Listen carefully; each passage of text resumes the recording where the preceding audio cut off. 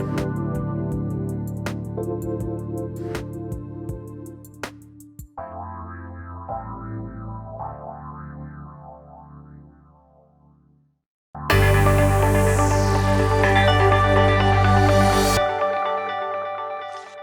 and welcome everyone. I'm Jennifer Bloome, host of Soul Wisdom Abundance, Create Wealth Through Spiritual Health.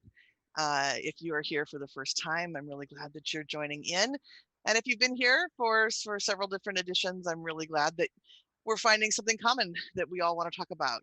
And I tell you what, if you are interested in letting me know a little bit more about what you might want to hear on one of these podcasts, join me over on my Facebook page, which is Soul Abundance Guide. You're going to find a lot more information, and you can also message me. Let me know what you think. Let me know if you have questions. Okay. Really, really would love to hear from each of you. Okay. Okay. So let's jump into our topic today. And I'd like to introduce it this way, and then I will introduce my fantastic guest. So let's say that you want to do something new, or there's something that you have a question about. What's the first thing that you do? Well, chances are you're going to ask somebody else, right? You're going to ask what their answer is. You're probably going to go to the Google, and then see who can give you information. And if what you're looking for is how to fix your faucet, or if you're somebody like me and you love hosta and you have slugs all over them, and there's nice little holes in the leaves, that's another good way to reach out for somebody else.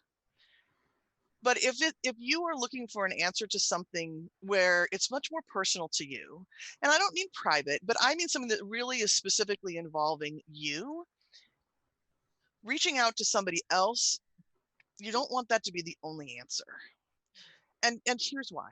When you do that, you take yourself out of the equation, and that has the possibility of ending in a sort of a crash and burn situation, right? So when you are reaching out for help, you want to make sure that you are engaging somebody who understands that you need to be part of the situation. And my guest certainly understands that.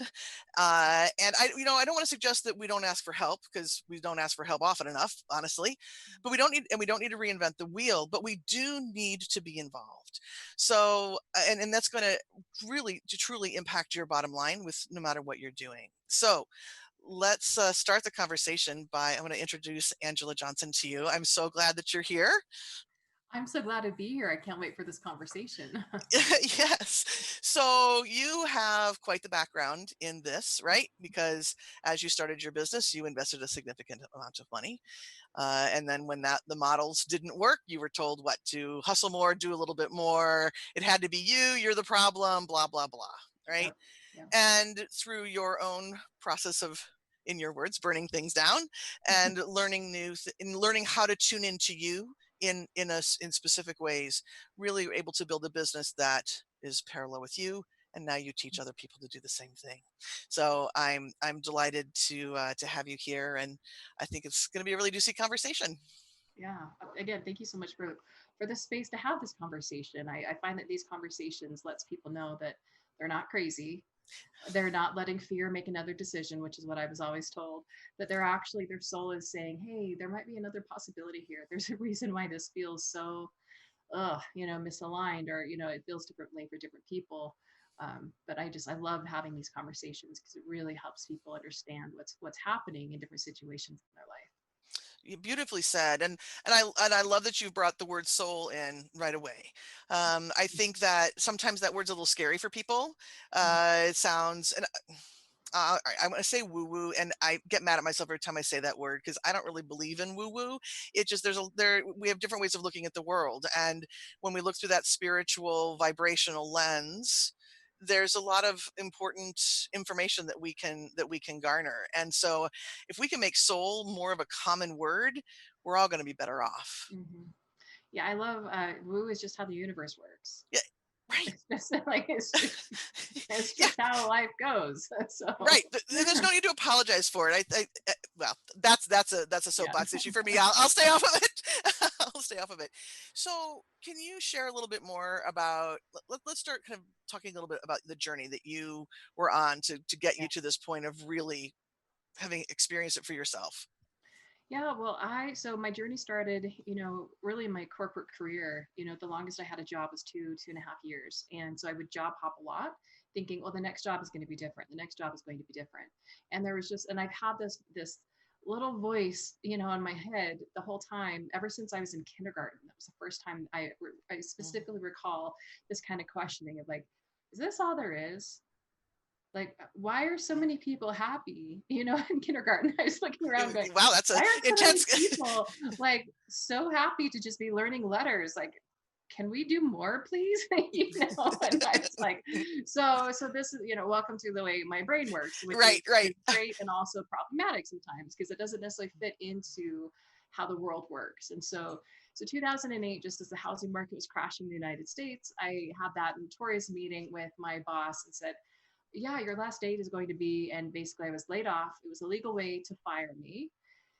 And I just looked at that as the swift kick in the pants from the universe of, oh, okay, there is something more for me to do. And at that time I kept dreaming about hosting women's conferences. And I knew Mm, that when we can empower, starting with ourselves, other women in our own backyard, the global impact that that can have. And I've just always seen like all these world problems and like this isn't hard to solve. We have to start with our own communities and our own family and ourselves first, and then we can actually have the capacity and the ability to impact the causes that we believe in. Like I've just that's always been my philosophy. So I got laid off, fired, and that was the I'm going to do this. I'm going to host women's conferences. How hard can it be? how hard indeed.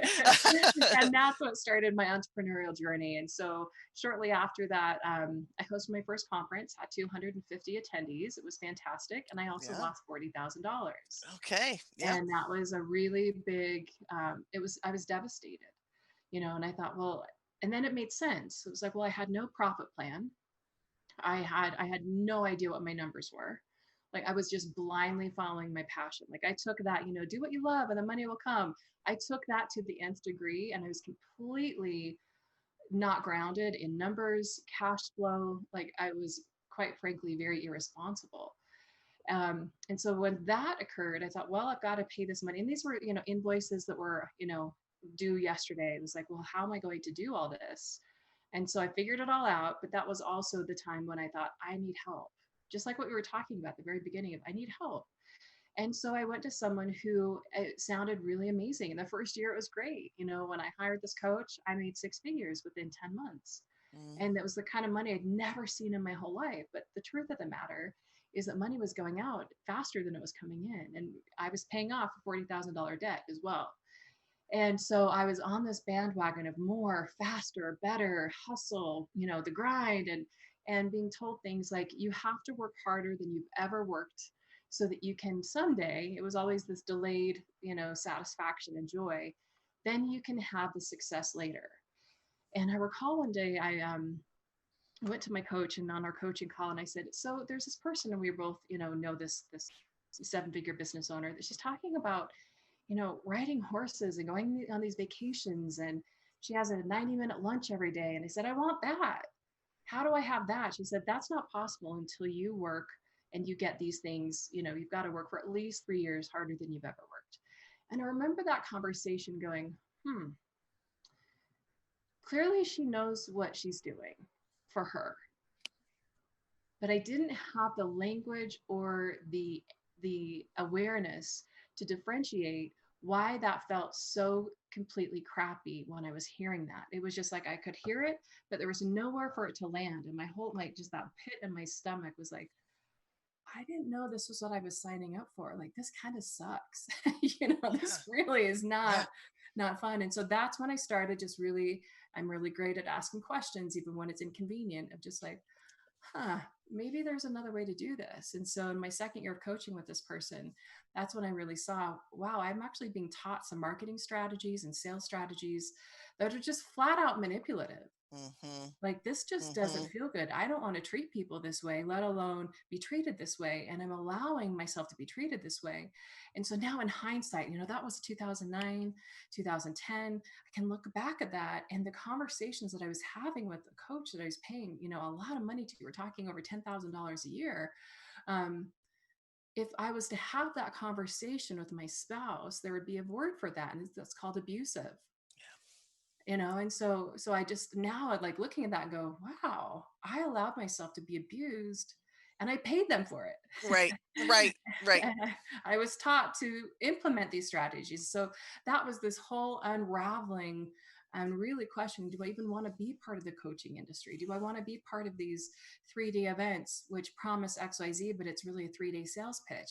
And right. the whole time I just thought, I know there's another way to do this. And so that's when I burned my business down. It took me a few years to really unravel this because I apparently I needed a few more lessons with hiring really expensive, what I call the guru coaches of, one size fits all, just do what I tell you to do, that kind of a thing. And so it was that same pattern of job hopping, thinking it's got to be different with the next job, just coach hopping. It's got to be different with this next coach. Like this coach is talking about soul and intuition. Oh, but how they're actually delivering their service has nothing to do with that. I didn't even know to ask better questions. Right. A So, lot of this can get masked, right? It's still external. yeah, You can talk about soul, you can talk about manifesting, you can talk about using the universe, but when it comes right down to it, if you don't involve yourself, if you don't right. know who you are and what you're in alignment with, Hmm. it's never going to work, right? Right. And you've got to find that way of tuning in. Hmm. And I had a coach at one point say, I'm teaching you all of this because I don't want you to ever have to go through what I went through. Hmm. I think there's a little bit of truth to that, but then I also think, we have to be, instead of being taught to skip over a whole bunch of steps, why not get taught how to listen to that voice inside? Exactly. Right? Because I don't know that we can skip a whole bunch of steps.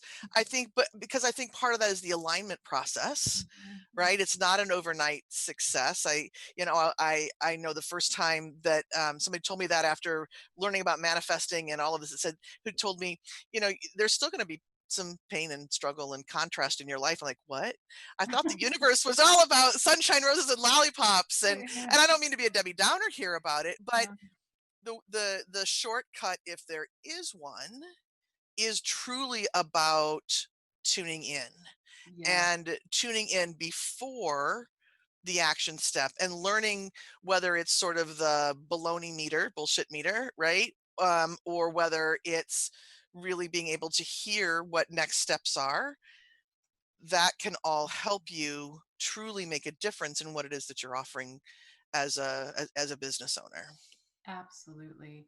And I find that the difference between what's uncomfortable and where that stretch zone is and what's misaligned, like that's the practice. Because I see a lot of people, a lot of my clients when they first start working with me is, Mm. this is not meant to be, it's out of alignment. And I was like, well, how do you know it's out of alignment? How does it feel in your body? Or like, how is your intuition communicating this to you? Well, I feel this, I feel that. It's like, well, is that resistance of and you're getting in your own way? Or is it truly misaligned? Because there have been times when it's absolutely aligned, and actually every time it's aligned and I really go for something, it's incredibly uncomfortable. Like it does. So this whole, it's got to feel good.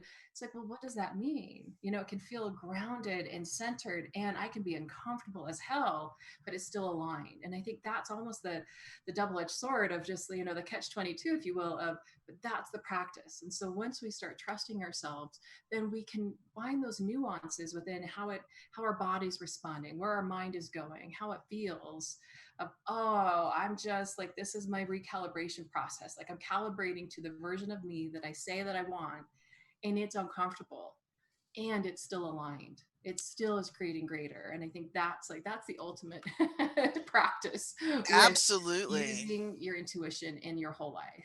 Absolutely. So one of the ways that I describe that state is I talk about it as the being state. Mm. So being that another way to say that is that internal state. Um, what do you notice when you are in that state of being? Like what kinds of cues are you getting? How does it feel? And of course, this is gonna be different for everybody, but how does it feel in your body when you're in alignment? Yeah, well, I feel more grounded. I feel more centered. And so I actually, when I'm out of alignment, that's typically where I go. Then I feel it all in my head.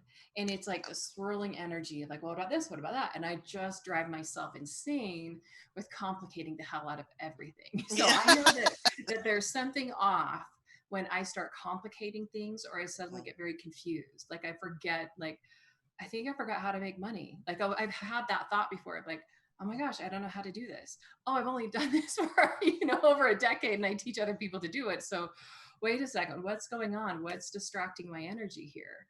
And so when it feels in alignment, when it is in alignment, then I'm grounded, I'm centered, and I can still have like the nerves and the butterflies, and they're like, holy crap, am I really going to do this? But there's a deeper energy that goes through my entire body and into the earth rather than it's from my head up. And that's Love that really for me. description. Yes, absolutely. I think that again can be different for lots for different people, but that difference between it being all up here, like from the neck above, or Mhm. when you start to feel feel it in your body, getting some sort of body sensation, Yeah. and it can take practice, right? If you're somebody who's been a little bit cut off from your body, or you're just not used to Mhm. tuning in from that way, right? We're used to Right. tuning in Yeah. in a lot of other ways, but we try to do when we try to do it from the neck up only. That's a pretty, sort of that warning sign, right? That Yeah. okay, hey, let's shift this around. I talk to people about, imagine you can drop your consciousness down into your heart center, and not Mm. even knowing how to do that, just ask, right? Just ask Yes. divine intelligence to Yeah. drop that consciousness down into your heart center, and then all of a sudden things, for me, they get still, Mm. right? So instead of that Yeah. blazing round and round, there's a stillness, and I can go, yeah, Mhm. that's the path, that's the road, even though there is that line between excitement and and fear, Yeah. right? But I can tell that those are the steps to take. Yeah, and one thing I'll add here, and this could be an entirely different podcast, and so I don't want to open up a can of worms, but I just want to also acknowledge something, I think, especially for women, that a lot of times being in our bodies has not been a safe place to be. Yeah. Whether there's been abuse or trauma, but trauma could be walking down the street and someone catcalling you. Or, we can look at all the patriarchy and all the things, we can look at all the things. But I just want to acknowledge that when we talk about like how does it feel in your body, like the invitation to actually be in your body can feel very scary. And so Mhm. if you notice that in this conversation, it's just like that's the practice. Like, Right. and so I really feel like our intuition gets deeper. This has been my experience this year anyway. I'll speak for myself. My intuition has gotten deeper as I've healed more and more trauma. Yes, there's so many things to say about Yeah, that. and like I said, it Yeah, could I be this know, whole no, but I thing, think, but but it's important though, because I think it's one of those places that we end up resisting, and we don't know why, right. right? Like it's safer up in the head sometimes, Hmm. right? Hmm. But if I come down into my body, not so much, right? Right. I mean, everything from, I mean, I can think of, personally, my grandmother looking me up and down after not seeing me for a while, going, you're a size blubbity bub now, quite a sturdy girl, right? From Mhm. that Right. to the myriad other horrendous things that can happen to the body, Yes, right? Right? absolutely, Yeah. absolutely. Yes. Yeah. So again, let's talk about it as what it is, and that it is a practice. I love that word because it isn't going to be instantaneous.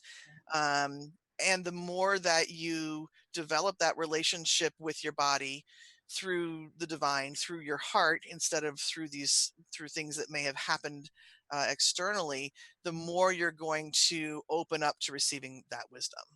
Right. Absolutely. So I tell you what, I think this is a good time to take a quick break, and when we come back, we'll have lots more to talk about. So for now, this is Soul Wisdom Abundance on Transformation Talk Radio. We'll take a short break, and we'll be back soon.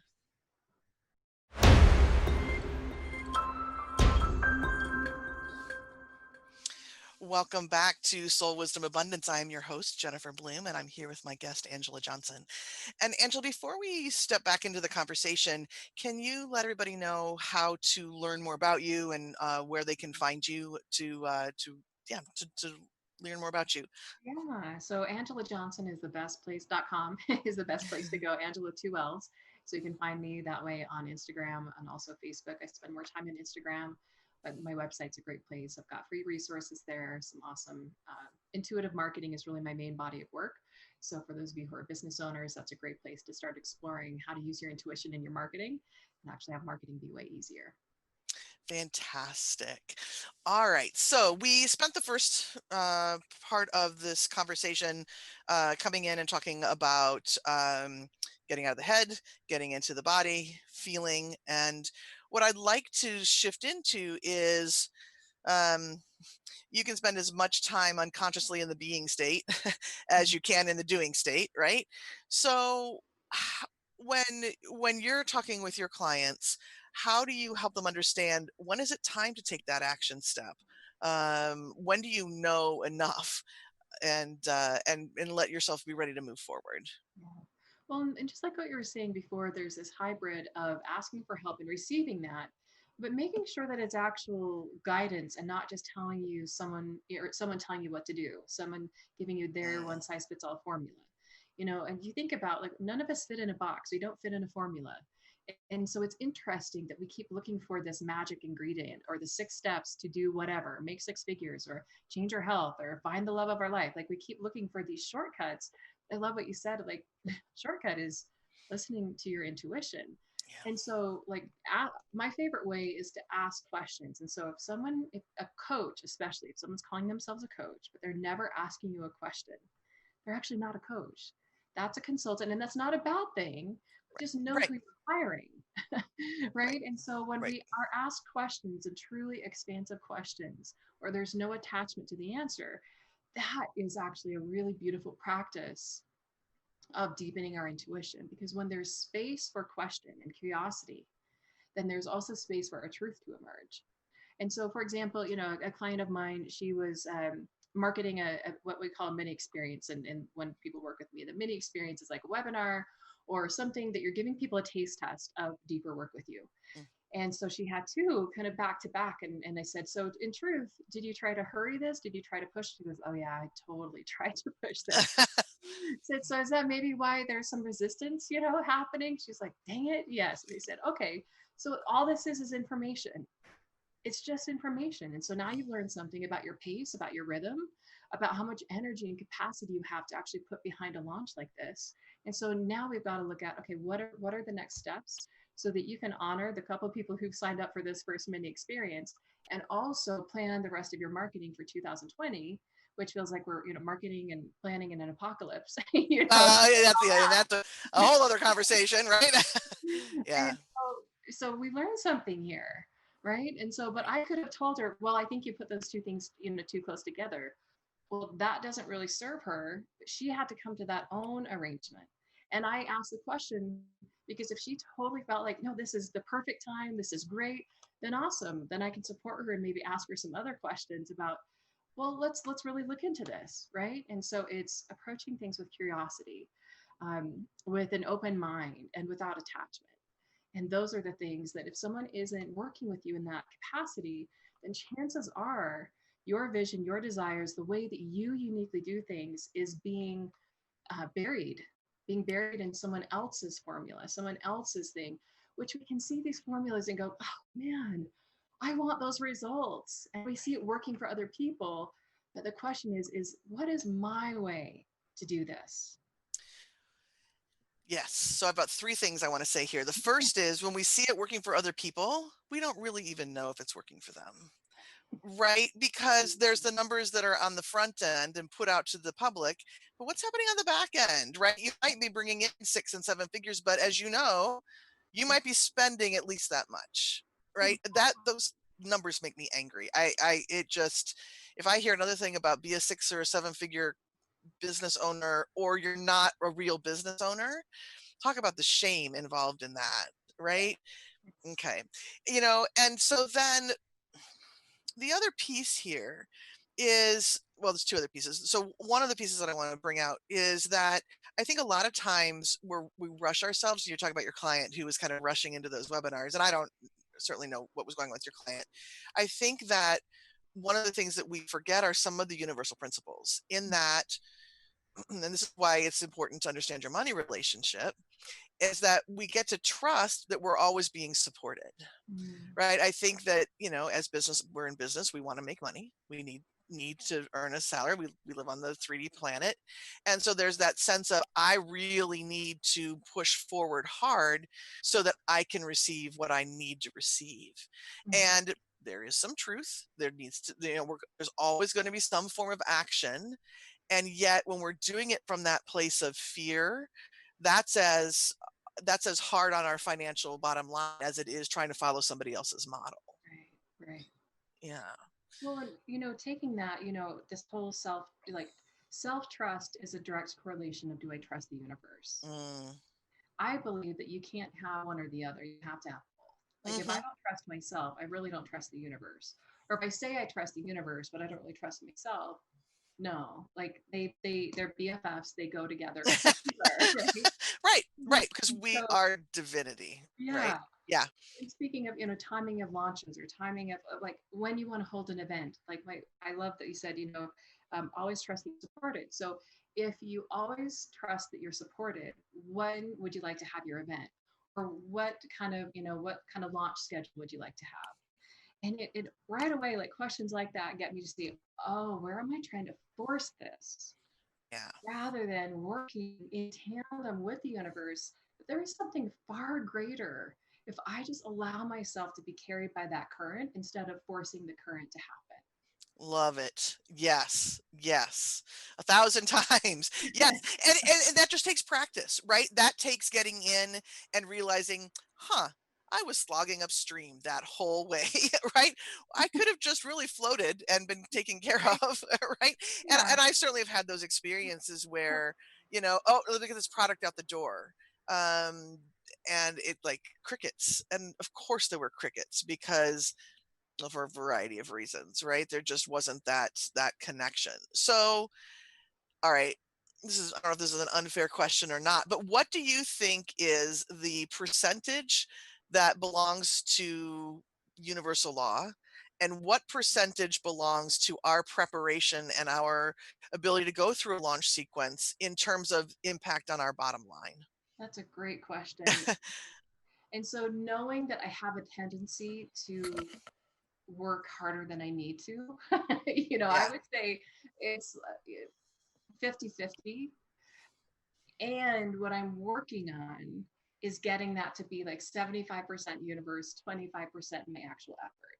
And it's Yeah. like Yeah. being open to that possibility of like, oh, I wonder if it could even be easier. And so in total transparency, like, that, like, allowing the universe to really support me. When people talk about manifesting and things just kind of falling out of the sky or falling in your lap, I'm like, hmm, but you also did the prep work, and like there was this community that talks about, just energetically calling in the people. And it's like that. And they said, that's the only marketing you need to do. Hmm. And I was like, that's bullshit. Like, you can't just sit in a cave, be like, well, someday some people will find about a program that they don't even know where to find it. Like, we've got to do our part in it. And so this is, feel free to disagree with me, but but I'm like, Well, wait I a think it's second. I do think it's a combination. I mean, Mhm. I think that, if I have all my products in this office and I sit and I ask for people to come to me, I'm making it really hard.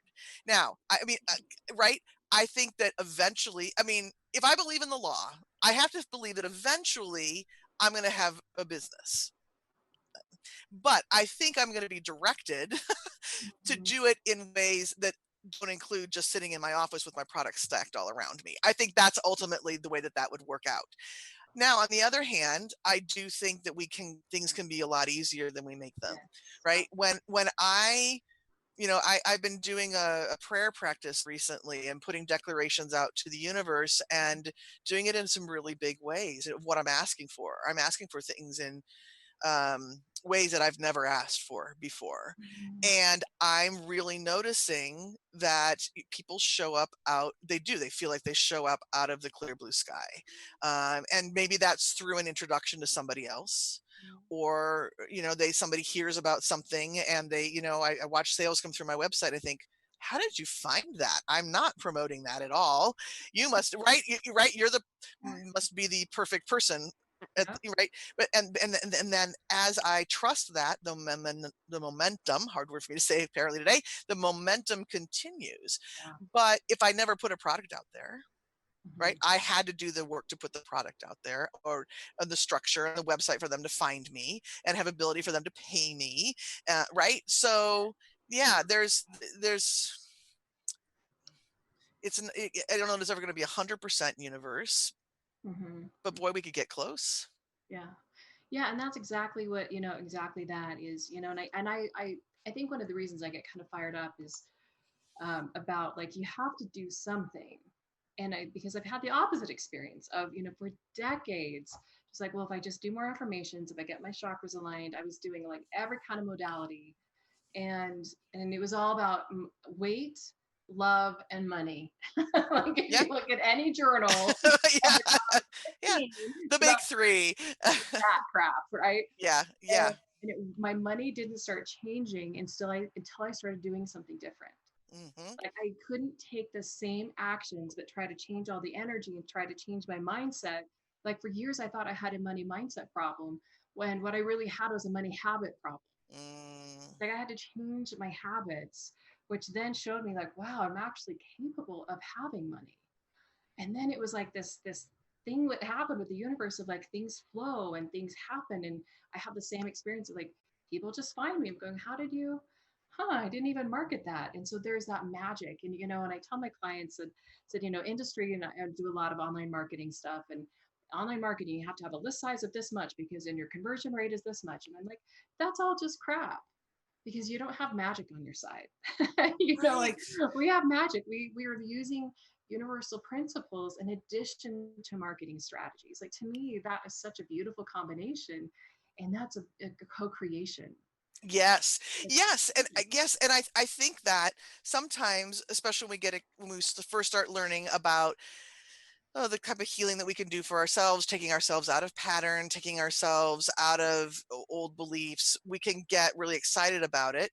And at the same time, sometimes it's a way to hide, right? Like, oh, okay, if I just get, or it's a manifestation of a bigger, deeper belief of, oh, I'm not enough. So there must be something else broken, right? And if I can just fix what's broken, then I'll be able to follow Coach XYZ's program, and it'll all be fine. right. Right? So, again, as I teach about the money relationship, the very first thing that I want people to know is that you're in charge. You have to take ownership of that relationship. You can't just sort of sit back and say, well, I hope God delivers today, right? You have to be up front, because the divine, God, nature, whatever you want to say, whatever your word is for that, which is bigger than us, right? The divine and money, who are these three parts of the money relationship: you, money, and the divine. Money and divine don't have any free will. They're following what you're asking, and the divine has access to anything bigger and bolder than we could really ever imagine, but it acts through your intention, right? So you have to be comfortable in that position, which doesn't always, it's not always easy because we haven't been taught to be there. Well, and I think that, to really own that, to take Yeah. accountability for that we do create our reality is also the flip side of that is I have to own the shit that I've created. Yeah. And that's like, no, I don't want to do that. Like that's Mhm. uncomfortable. But judgment's optional. Ye- Acknowledgement and just really owning it, like yeah. there's no actual energy there. It's just like, oh, cool. Just like what I was saying before, like it's just information. But when we start making up a story about it, and then we start perpetuating this lie that I feel like is a universal lie, of, oh, there must be something wrong with me. It's like, no, there's nothing wrong with you. It's just simply, what do you want to change? What do you want to create? And Yeah. there's Who do you want to be, right? Who do you want to be? yeah. Yeah. And when you get in that curiosity state, that's when people like you show up, right? Who marry the two pieces of taking the action steps, things that are going to, I'll say it, that are going to work, but they work from the perspective of there's a process and there's a way to connect with people. And here are the different strategies that you can use, what resonates with you. but you start from the origin point of you matter, Mm. right? Your alignment matters. Yeah, it Yeah. really does. I just wanted to highlight something you said, that you're doing this prayer practice and asking for things like you've never asked for them. And I'm Mm, so inspired by that. So I really appreciate you saying that. And I feel like that's part of this conversation too, is are we willing to ask? Coming from my background of, it's about how hard you work, and you work right. really hard, and it can so easily get into that grind. And it's like, wow, I was exhausted for 2 decades. I wonder why. Like, Right. rocket science here. Um, and so I just, that's part of this too, is, willing to ask for it. And when we ask, when we get that little nudge of, maybe I should talk to so and so, or maybe I should do this, it's those little whispers that I find that we talk ourselves out of, and that the universe is like, hello, like I'm giving it to you, and you're stopping the process, you're stopping the flow. Like, let's stop talking yourself out of these little inspirations that you think are insignificant, or it's not the right time, but there's a reason why that stuff is showing up for us, that we're thinking about it, we're getting that idea.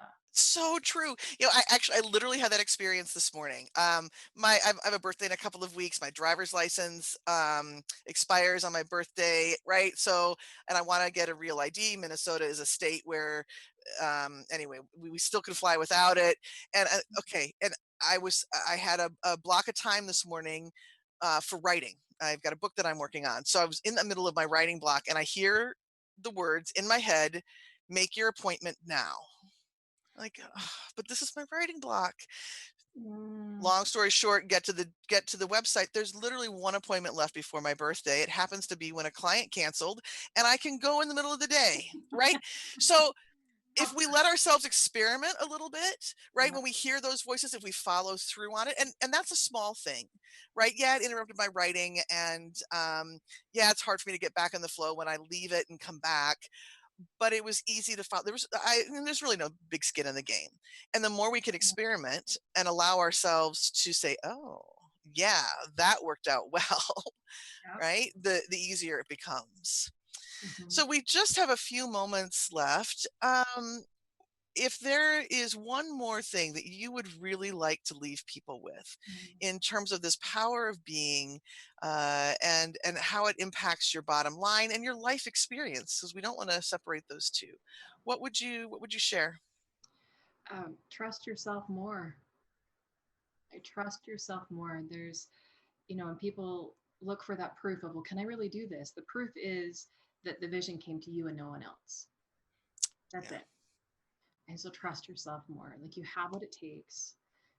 Get curious, have a lot more fun, be willing to have a lot more joy, and work. Yeah. Beautiful, beautifully said. Joy. Who knew, right? We could ask for that.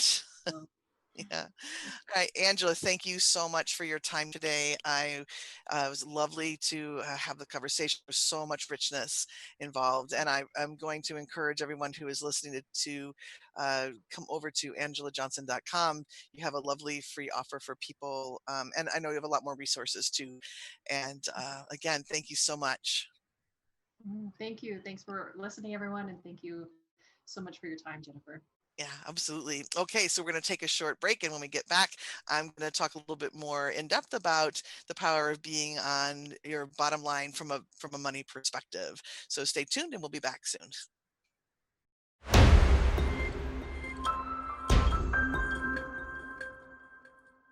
Welcome back to Soul Wisdom Abundance. I am your host, Jennifer Bloome. My guest, Angela Johnson, and I have been talking about this marrying of the being state, listening to intuition, listening to what your body has to say, and taking action so that you can create what you want on the planet. And what I'd like to do in this last segment is talk more specifically about why it's so important to have the being state, uh, and talk about it from a universal law perspective. Okay, so that you really understand what's going on when you include this being pattern, or this being habit in your day-to-day life, because we aren't we aren't taught to be still.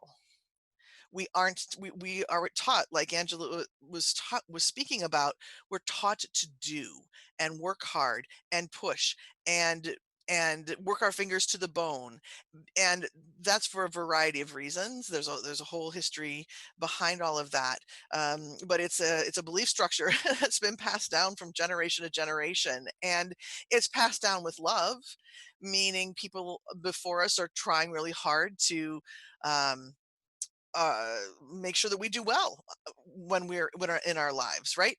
And there's this deeper understanding though that we can have about how doing gets in the way of creating what you want. All right. So the most important part, and I mentioned this in the last segment, but I just want to repeat it because it's so important. The most important part of getting into that being state in regards to money is to really look at the money relationship, right? You are in a relationship with money, and you are the one who's in charge. The divine and money do not have any free will. I think I probably say that every single time in a podcast, but again, it's really important to remember because that's not what we've been taught. If you don't allow yourself to be in charge, then really what's happening is we resort to acting out of habits or acting out of pattern. So, and what I mean by pattern is those habits of thought, those patterns of belief that we carry from one generation to the next. Patterns such as you need to work really hard, or you're not enough unless your bank account is XYZ, or you need to earn whatever it is that you are receiving, okay, or that you want to receive. um right, there's any number of patterns, infinite patterns, because it's as infinite as we are. But when you allow yourself to step into being in charge of that money relationship, it's the really that first step of breaking out of pattern and instead working from the you that is divine, right? So when you work from that place of divinity, you are working from a place of unlimited resource. You're working from that understanding that you are of the same material that is unlimited. You also have a tendency to slip more into a place of joy, right? If I'm really listening to who I am and what I want to do, and I'm following through on those things that I want to do, whether it's the really simple example like from before, where I got the one appointment that was perfect timing for me, or whether it's something bigger like putting together a program for your clients that people love, right? You have the more of the opportunity to be in a place of joy. And when you're in joy, you are in vibrational resonance with money. That's the energy of money. The energy of money is joy. And the more you are of equal resonance, the more you are going to allow to flow through you.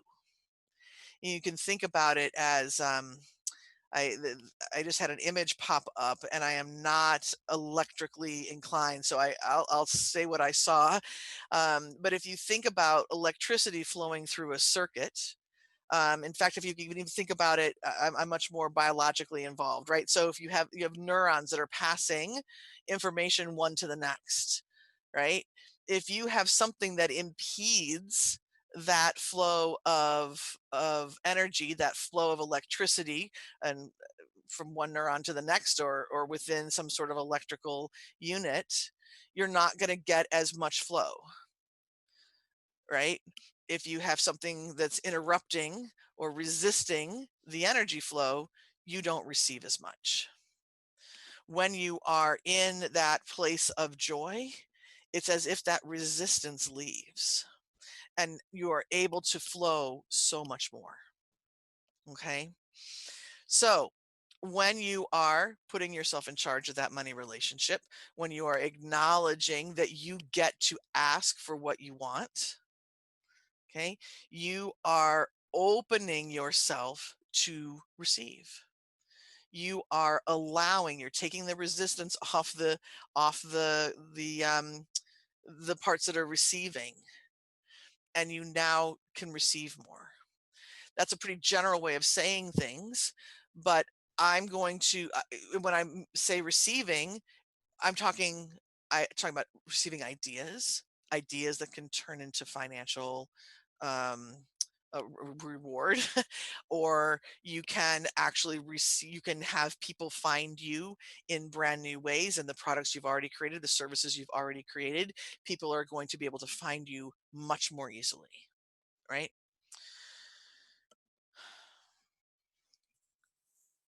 Another aspect to this is that, as again, you put yourself in charge of your money relationship, and you do that from the understanding that you're part of the divine, and you do that from the understanding that you have access to whatever the divine has access to. What that starts to change within each and every one of us is our expectation of receiving. Now, expectation carries a really nasty connotation, right? We don't want to be that somebody who is expecting something. Sometimes we get into mind games that say, well, if I expect it, it won't come. So if I don't expect it, it will come. Or I must not be a nice person if I'm expecting something to happen to me. I should just let other people put good things on me. Right there, just take a moment. If this is, just take a moment and write down the word, and write down all of the connotations you have with expectation. But here's the thing, I'm not talking about expectation as a behavior, right? Where I'm expecting somebody to do something for me. I'm talking about expectation as a vibration. When you think about when you think about the level of vibration, so let me take a step to the side here. Think about a whole set of tuning forks, right? And so when you hit the tuning fork, there's a certain frequency, right? And the bigger um, tuning forks are going to have a deeper resonance, right? A small, tiny tuning fork is going to have the higher fine frequency. When you are in the higher fine frequencies, in terms of universal law, you are much more in alignment with receiving, right? When you're in that really high fine frequency, it's kind of like this, right? I expect it and it comes. I expect it and it comes. There's no, and the reason why that is because there's no resistance. You're not dragging your heels. You're not saying, I really want this. Oh, but I don't want to look bad, or oh, I want to put this program out there, but oh, it feels a little bit unsafe to be seen, right? Those are going to be lower vibrations. When you're up in that vibration of expectation, it's a knowing. And when you're in that knowing, you are shifting the formless form into form almost instantly. Okay. So the more that you work with that divine relationship that's within your money relationship, the more you take charge, the more you honor that relationship with the divine, the more you can move into trust and expectation. That changes your bottom line because you are able to receive in a much broader way. Okay.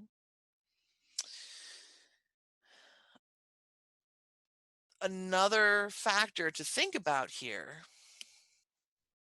is that the more we put ourselves in charge, the more that we are, and the more connected into the divine that we become, the more we're able to hear. All right. The more we're able to receive the inspiration from the divine that says, call the DMV right now, or pick up that book, or connect with Angella Johnson. She's got a lot to say. And as we follow those breadcrumbs, we get to acknowledge the divine is leading us to what's going to be our greatest payoff. Okay. And the more that we can be in that space of inspiration, the less we're in a place of resistance. Okay. The less we're in that place of being in pattern. And the more connected we are, the more we get to be in that place of flow. And I would recommend playing with being in that connection place. There are lots of different systems that can help you get connected, that can help you understand that relationship with the divine. The paradigm I love is soul language, learning both your personal soul languages as well as your money languages gives you an incredible amount of information about your connection with the divine. It helps you understand your relationship with money in a brand new way. Okay. So those are two specific steps that you can take if this is resonating with you. Okay. But the bottom line here is to allow yourself to give yourself as much time as possible to be in the being state. Do it until it's sort of a funny way to say it, but do it until you feel uncomfortable, right? And then you can switch back into doing. But the idea is that you're going to move seamlessly between being and doing because you're going to be in that connected, aligned being state. You're going to be inspired. You're going to call the DMV. You're going to get a great appointment, and you can go back to what it was you were doing before. Okay. All right. So I'm going to let that be the end of the conversation for today. I'm delighted that you have chosen to join in to listen. I really would love to hear all about what you're thinking about these topics. So please join me over on my Facebook page, Soul Abundance Guide. Let me know. Tell me what's coming up with you. Tell me what questions you have. Tell me what you want to hear about. All right. So you can continue listening in the first and third Fridays of each month. And we will be back again in a couple of weeks with another podcast. So until then, everybody take care and prosperous blessings.